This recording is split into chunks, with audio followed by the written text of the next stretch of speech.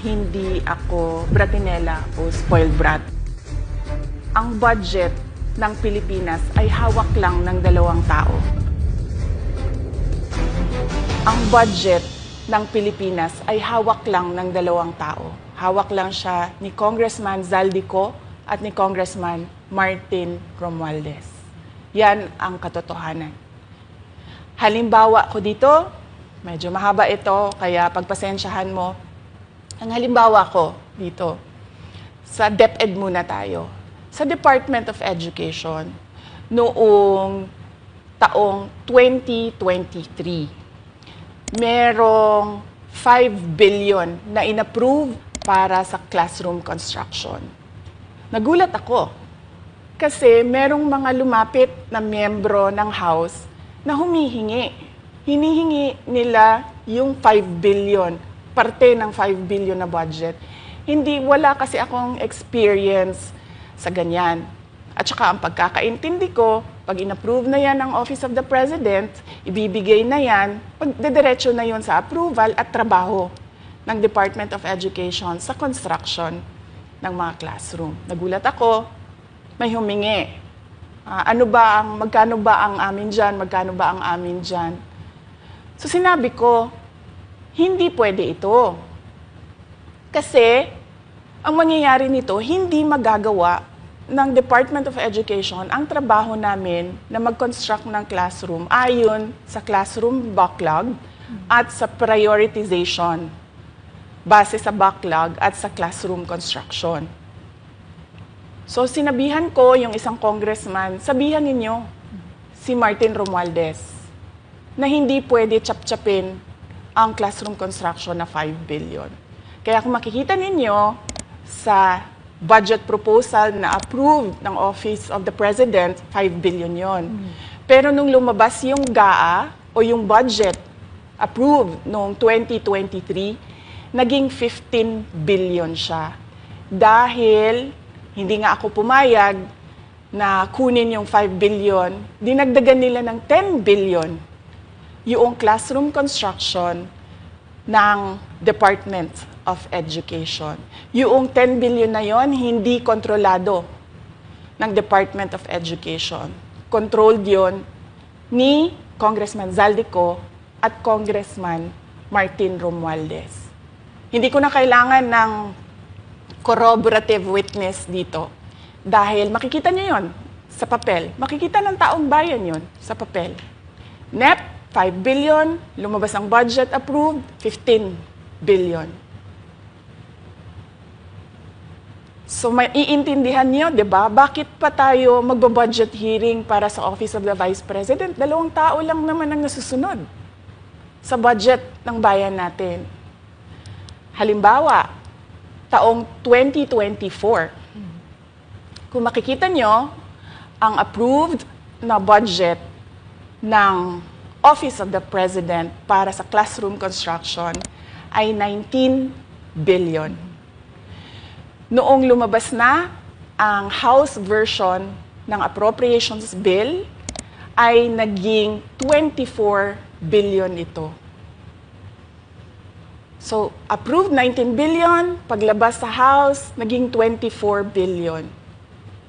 At doon sa 24 billion na yon, kung hahanapin mo sa papel, kinuha nila ang 5 billion ng repairs ng classrooms at nilagay nila doon sa 19 billion para maging 24 billion siya.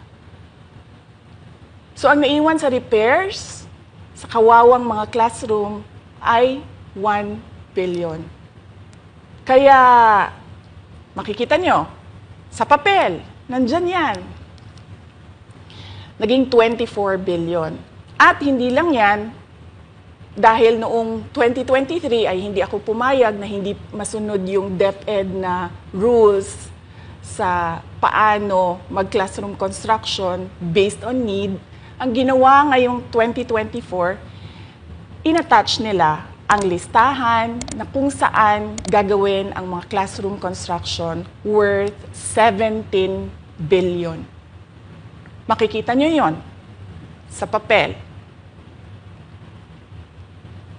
Pagdating namin sa Senate, nakita yun ng mga senador. Tinanong nila ang Department of Education, totoo ba o hindi totoo na galing sa inyo ang listahan ng 17 billion ng mga classroom construction?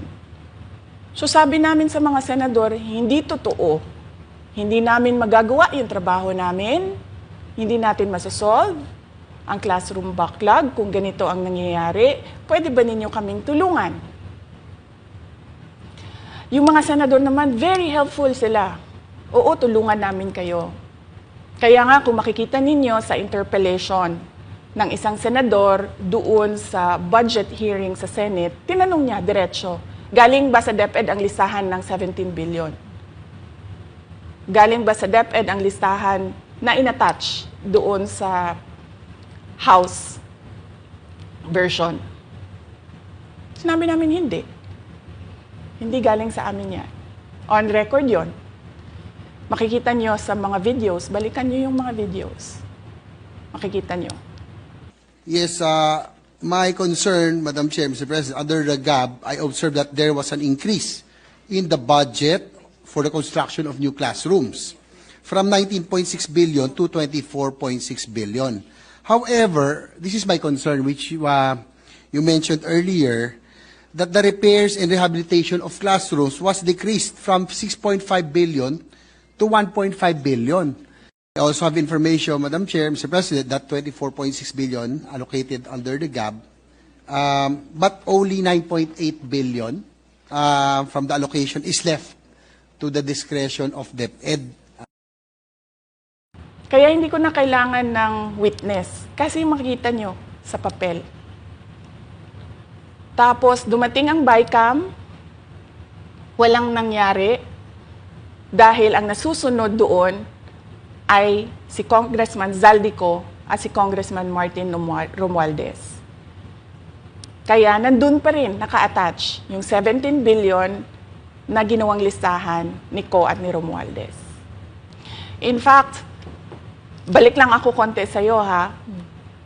Kahit yung mga congressman, nakikita nila yung problema ng ginawa nila na pag-attach ng listahan sa budget. Kasi doon sa basic education hearing noong May 2024 ng House of Representatives, merong isang congressman nagreklamo, bakit ang tagal ng classroom construction? Bakit ang tagal? Sabi nung USEC ng DepEd, kasi may pabago-bago sa listahan ng DPWH dahil hindi kami ang gumawa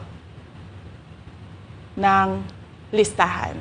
Yeah, Mr. Chair, with respect to the 17 billion in Annex A of the GAA, we are not privy on how the school sites were chosen. So, be it as it may. How is it chosen? I'm not privy to that, Mr. Chair. When the GAB came out, there was a 14.7 billion Annex A. Then when the committee, the GAA came out, from 14.7 it became 17 billion. So we are not privy to how the list was generated. So dagdag ko lang yan doon sa confirmation na kinuha nila yung budget ng DepEd at isa yan sa mga rason kung bakit ako nag-resign sa Department of Education. Hindi na ako papayag na sa susunod na taon, ganyan pa rin ang gawin nila at ako yung mananagot sa ginagawa nila. Kaya yan yung sinasabi ko, bakit pa tayo mag-question and answer dito para atakihin niyo ako? Ang masusunod lang naman sa budget, 2 tao lang. Makikita natin na let's stick to our plan, atakihin natin ito siya.